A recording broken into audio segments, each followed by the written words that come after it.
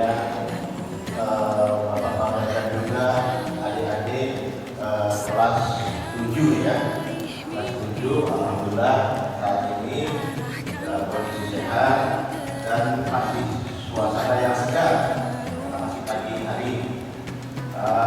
Izinkan di sini bapak sampaikan terkait dengan budidaya tanaman kelor ya, yang merupakan salah satu pohon atau tanaman yang banyak gunanya. Sebelum bapak memasuki materi, nanti dalam perjalanan penyampaian kalau ada hal-hal yang masih belum paham atau ditanyakan boleh ditanyakan. Kita suasananya santai saja. Kita tanaman kelor itu asli tanaman tropis. Kita di Asia Tenggara, Indonesia, khususnya Kepulauan Riau, itu berada di wilayah daerah itu dengan tropis.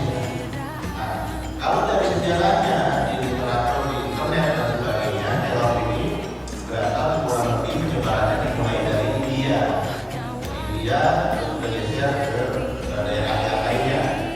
Sehingga kalau kita lihat di India dan sebagainya, itu mereka cuma mengkonsumsi daunnya untuk makanan sehari-hari. Nama latinnya mungkin pelajaran IPA ya. Pak hijau, Bapak belum pernah keliling ke belakang. Apakah ada yang pernah lihat pohon ini? Pohon kelor? Nah, itu bisa tinggi itu, karena dia makanya disebut kategorinya pohon. Mulai dari ini, dari sekitar India dulunya. Nah ini peta-peta ini daerah tropis semua. Nah, mungkin di daerah Amerika nggak ada kan? Ini daerah jarang. Bahkan nggak hidup karena dia memang keringan tanaman tropis. Makanya sebarannya di negara-negara yang iklimnya tropis ya. Paling banyaknya di Afrika, kemudian ke Asia Tenggara, Asia. Nah ini kita saudara tanaman kelor atau pohon kelor. Lanjutnya, nah ini yang diminta dari ibu guru Bapak untuk menerangkan bagaimana budidaya tanaman kelor supaya jadi banyak dan juga cara-cara menanamnya. Nah, kelor itu bisa tumbuh dengan baik, dia lebih cenderung ke jenis tanah yang banyak mengandung lumpur atau perpaduan antara lumpur sama pasir. Jadi kalau daerah gurun, apa itu? Daerah gurun, daerah alam itu susah hidupnya. Kemudian tekniknya tanam kelor itu bisa ditanam langsung ke lahan, langsung ke halaman. Kemudian juga bisa melalui media tanam atau politik. Apabila itu mau diperbanyak dalam jumlah besar untuk ditanam di suatu tempat. Ya seperti juga kayak sintrong juga kesempatan juga. Kemudian generasinya berarti dari ukuran kita mulai kecil dan besar. Biasanya kita punya ukuran politik 4 sampai 5 kilo. Dan isinya di dalamnya komposisinya adalah politik itu. Ya, jadi kalau adik-adik mau bikin punya tanaman kelor yang banyak dalam bentuk politik atau tempat lain itu ada unsur tanahnya 50%. Kalau dia tanahnya diusahakan seperti tadi pupuk atau unsur pasir. Kemudian 25%-nya pupuk. Pupuknya bukan pupuk organik, dari apa itu program dewan atau pupuk kompos dari kejauhan bisa 20% dan 25% lagi itu bisa sekam dan pasir sekam. Nah, paling juga yang tanah dan pupuk dalam media itu tersedia. Karena apa? Tangkainya itu yang hadiahnya antara setengah sampai 1 meter, 50 sampai 100 cm batangnya. Kemudian diameternya 4 sampai 5 cm. Nah, kalau Pak berapa sih diameter itu? Ada yang punya medali, oh 4 cm ya. Berarti kira-kira kalau batang pohonnya itu dari samping, oh iya diameternya. Nah itu atau tidak bisa pakai misalnya mau hitung ya, ini mau hitung Pak, diameter 4 sampai 5 cm itu gimana? Pakai tali dekat, ukur ke garis, kemudian dipotong, misalnya 5 cm dipotong, kemudian nanti ini belakang itu diikat. besar kalinya itu, ya berarti rata-rata yang diambil ya itu yang paling kecil ya secara diameter ya. Makin besar diameternya kalau menurut saya makin bagus, bisa membuka karena tumbuh akar lunas. Jadi dia nanti bisa tempat itu. Kemudian diambil dari pohon dalam umur minimal 6 bulan. Kurang lebih pohon itu sudah pasti hidup, tepatnya sudah berakar kencang dan juga perbakaran-perakarannya bagus, perkarangannya itu sudah bagus, sudah cukup kuat. Maka kalau nanti ada yang ngambil yang masih muda, tentu pengaruhnya ke hasil sekiannya itu biasanya retak mati, kemudian sudah terjadi tidak panjang lah kalau kemudian yang ketiga dia punya sistem perkabaran yang kuat yang bagus. Nah itu jadi memang yang Bapak tidak mendadak persis, tapi yang pasti setiap metode itu ada kelemahan dan kelebihannya. Kelemahannya apa? Kelemahannya ya sama dan itulah. Tapi kalau dari segi kan cepat kan? Berapa coba ingat nggak tadi muncul tunas itu berapa hari? Nah nanti ada pertanyaan lagi ya.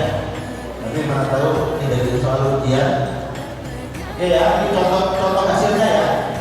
Nah jadi kalau udah lebih dari 6 hari bahkan seminggu dan coba itu berarti nggak jadi. Lanjut. Nah ini Bapak hanya sekedar tambahan. Jadi dah clear ya, tadi yang kelor ya. Dah clear ada vegetatif, generatif ya. Ini sekedar tambahan, namanya dunia tanaman perbanyakan itu ada kenal perbibitan atau persemaian ya. Persemaian itu perbibitan itu ada bahan, ada komponen bahan, polybag ya. Jadi kalau berbicara tentang budidaya tanaman itu ada dua hal tentang bahannya itu ada polybagnya, ada paranet, ada plastik, sumbu dan sebagainya. Kalau peralatan ada cangkul, ada stok, ember, jemur dan sebagainya ya. Nah jadi kalau nyiram, kalau nggak mau capek pakai tank itu. Kalau jumlahnya banyak ya, kalau jumlahnya sedikit ya pakai jumur plastik yang di toko plastik cukup ya. Jadi pengenalan tambahan ya, sedikit di luar dari kalau tadi. Nah kemudian lanjut. Nah persemaian atau perbibitan ya. Jadi misalkan suatu saat nih Bapak bayangin SMP depan punya persemaian gitu ya. Nah itu unsurnya paling tidak ada tempat penyemaian benih ya. Yang kayak tadi tuh, yang pakai baki tadi itu nanti dibuatin rumah sendiri untuk penyemaian biji-biji yang akan dipindahkan ke polybag. Kemudian ada bedding sapi. Nah bedding sapi itu bedding yang kayak begini. Nah ini bisa pakai papan, bisa pakai kayu, bisa permanen ya.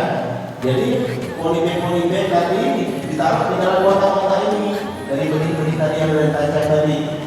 Kemudian ada sarana perairan, ada pondok kerja dan sebagainya. Lanjut.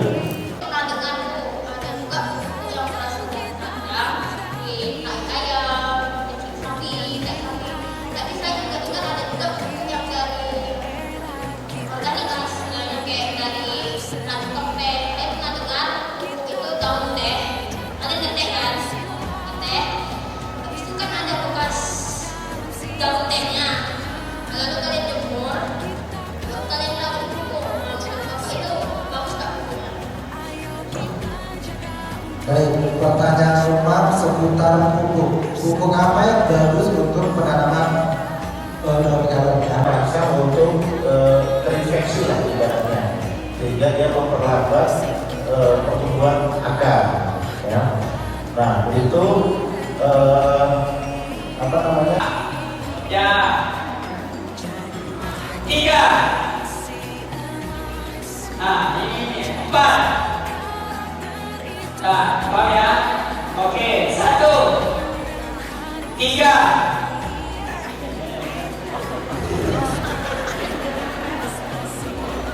2, 4. Oke. Jadi itu satu permainan. Kamu nanti Pak saya bisa lanjutin pas